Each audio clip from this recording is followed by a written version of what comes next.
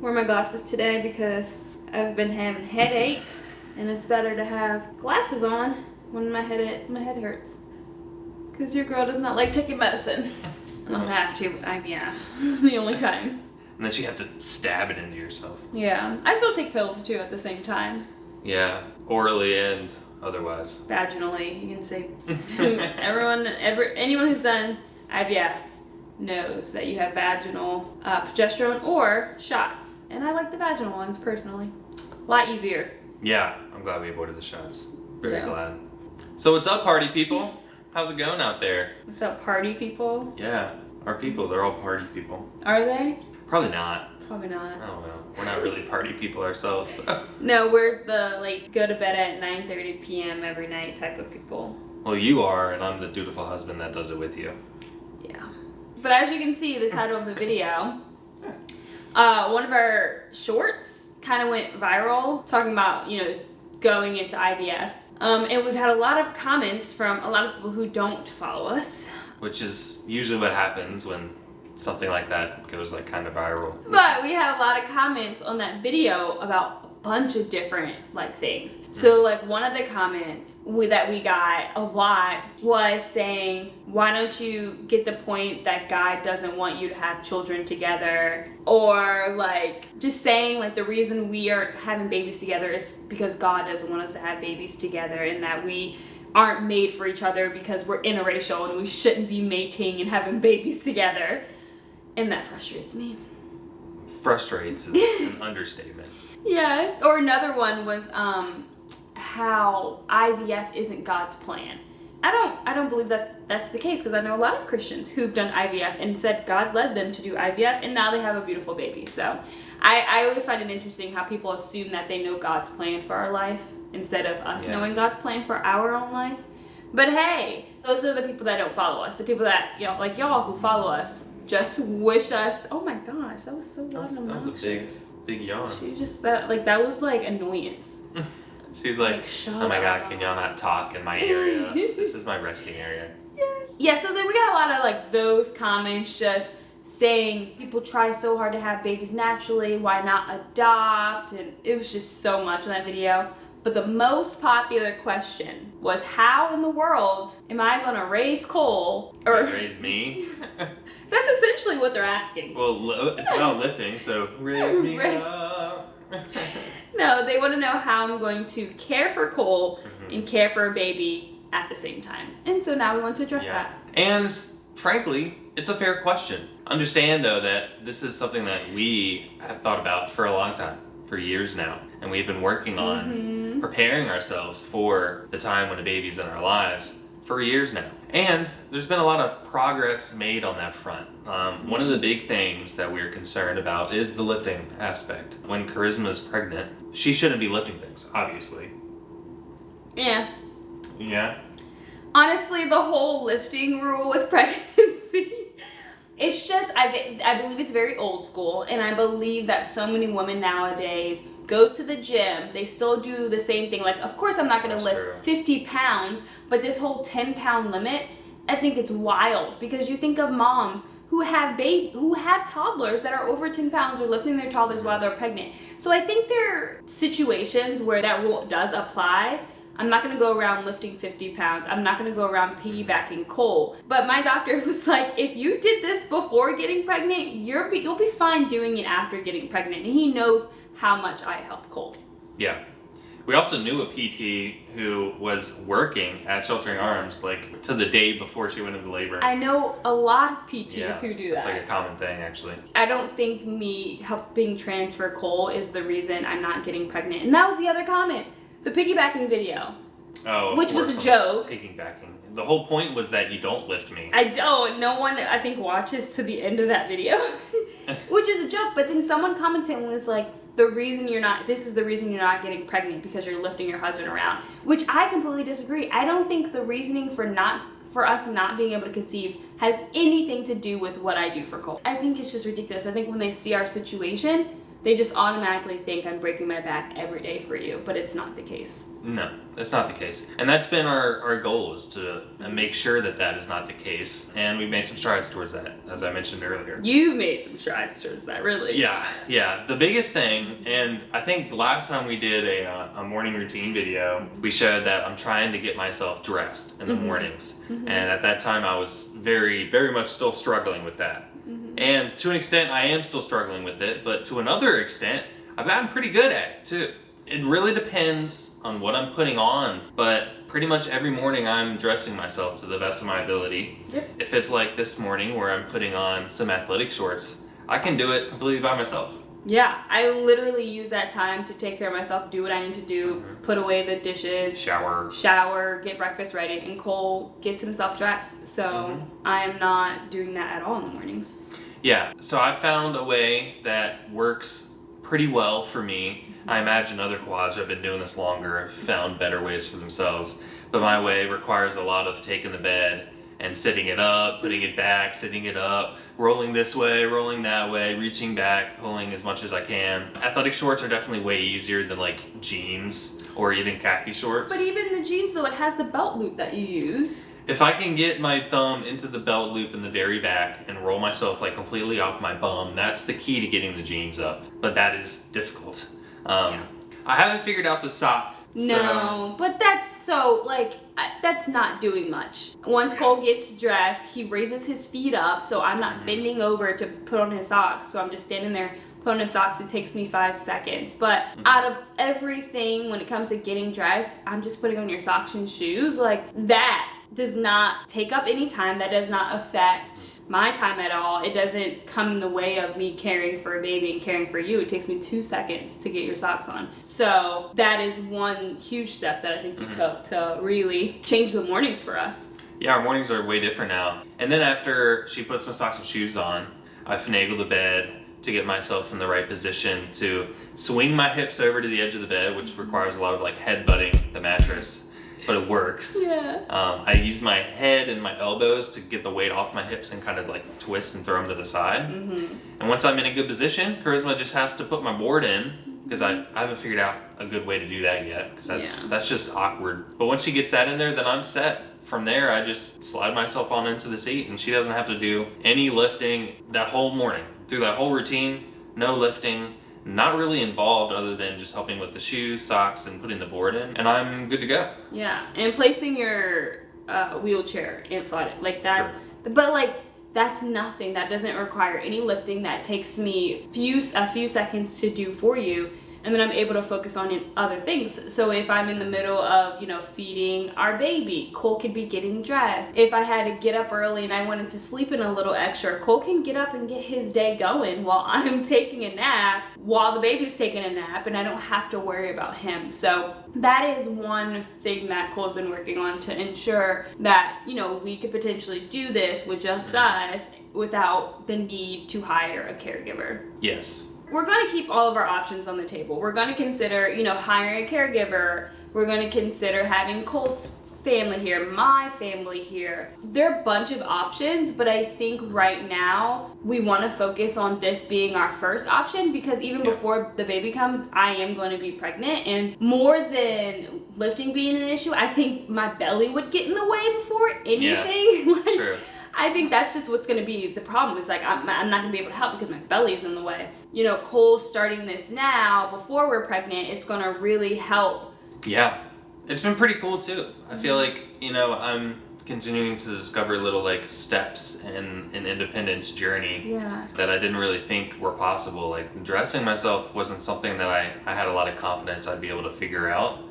And I kind of have. So that's cool. I'm really excited about that. Yeah. I'm proud of you. You did good. That's awesome. And then you have been getting yourself undressed for like 2 years now. Been doing that steadily for a long time. So that gives Charisma the time in the evening as well. And then during the day, I do my own ICs, so... He uses the bathroom on his own, just in case you didn't know IC meant. That's what that means. So it's really quite independent now. Yes, it's very independent. Cole does pretty much everything by himself. I think at this point, yay! So to answer people's concern and questions, how am I going to be able to balance it? I don't think I really need to balance caring for Cole and caring for a baby because Cole does a lot of his care. He is caring for himself. He is really his caregiver. At this point, he's doing a lot of things independently, so that allows me a lot of time to focus on the baby while Cole's doing his thing. And then once he's in his chair, he can help out a lot. I am certain that you can feed a baby. I don't question that at all. I think once we have the right tools, like a little pillow or something, once we have the setup for Cole, I think you could feed a baby. This is me holding a bottle. Just like that. I think when I need a nap, I could strap the baby onto Cole's chest and Cole could just wheel around the house, talk to the baby, soothe the baby for 30 minutes or something so I could take a power nap. You clean up, you have your reacher. Yes. Recently I snapped my reacher. It was a very sad day. It really was. I saw, I was in the kitchen cleaning and I turn around and I see Cole outside and he just gives me the saddest face. And I was like, what happened?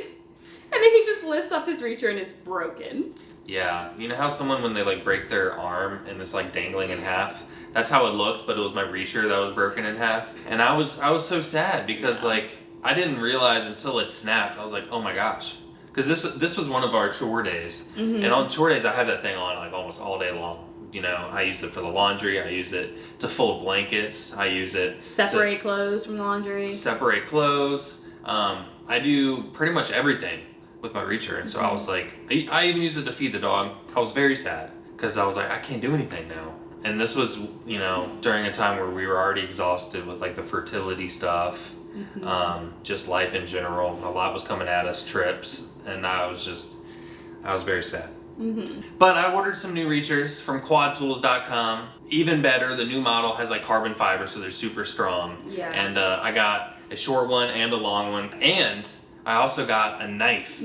So it's like a knife thing, and I can use it to cut up vegetables, fruits. I like it. Yeah, the other day, Cole has this cutting board that's adapted. I could put the vegetable in there for him, and then he can cut it without the vegetable moving. And so I did that. I gave him a cucumber because I made salmon bowls the other day, and he's cutting the cucumbers for the salmon bowls.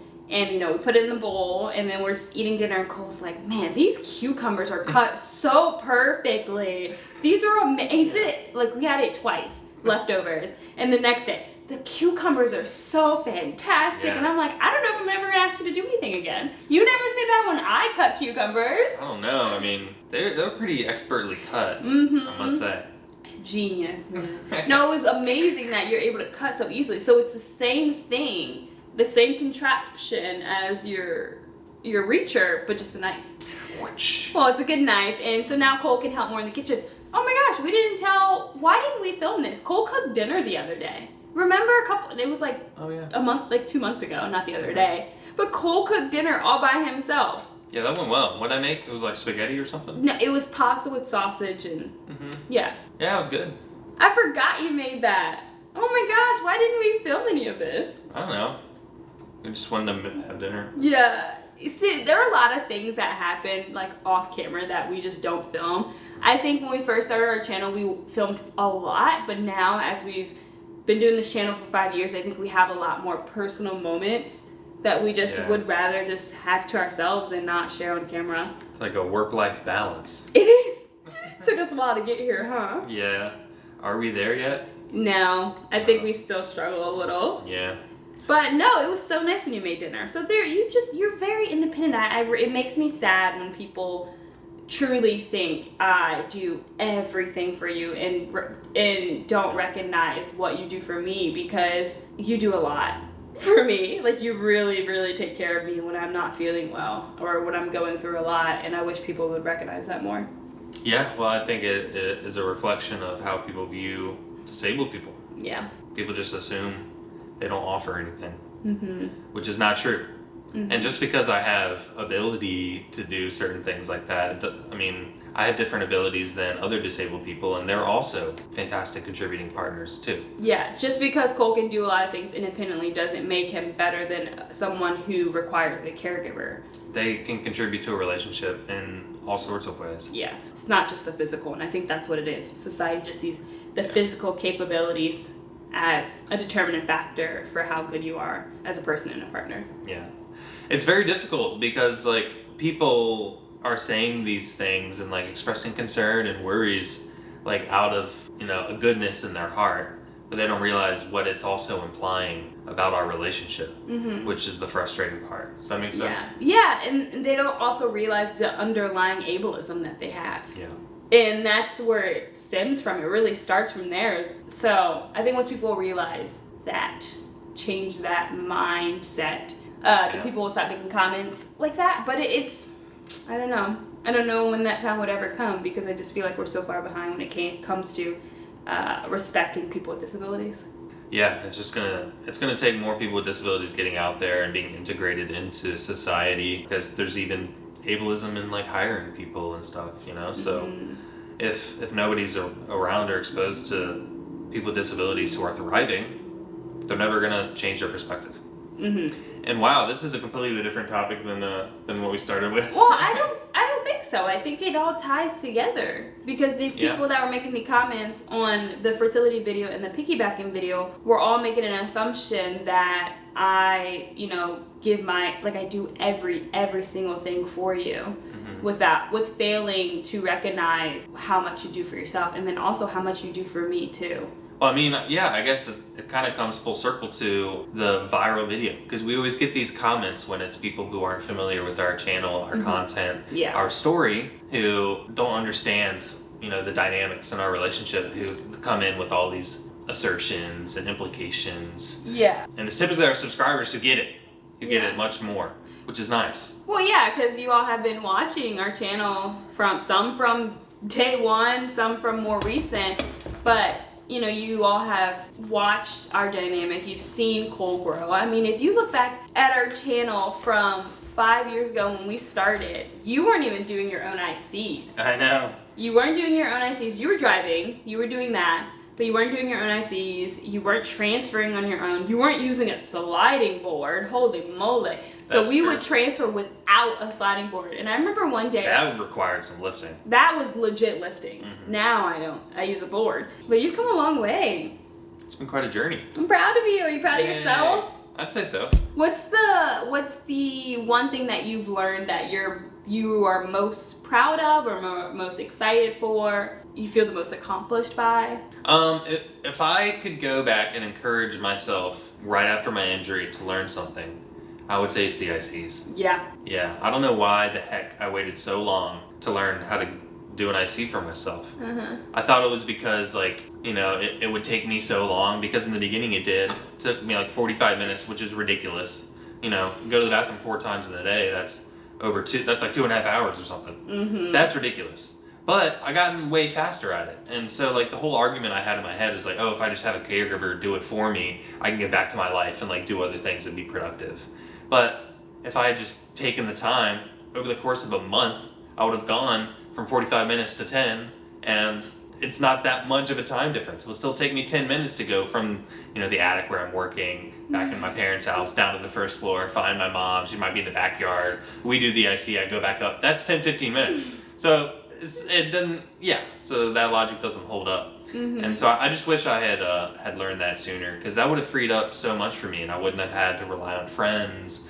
And that's an awkward question to ask. Hey, like, I want to go out with you guys. Do you mind, like, helping me in the bathroom? And friends at the time were cool with that to an extent, I guess. I don't know. But I just wish I learned that sooner. Well, then when we first started dating too, our dates were always cut short because you needed to go back to use the bathroom. And you would literally dehydrate yourself so bad just so you wouldn't have to use the bathroom for hours.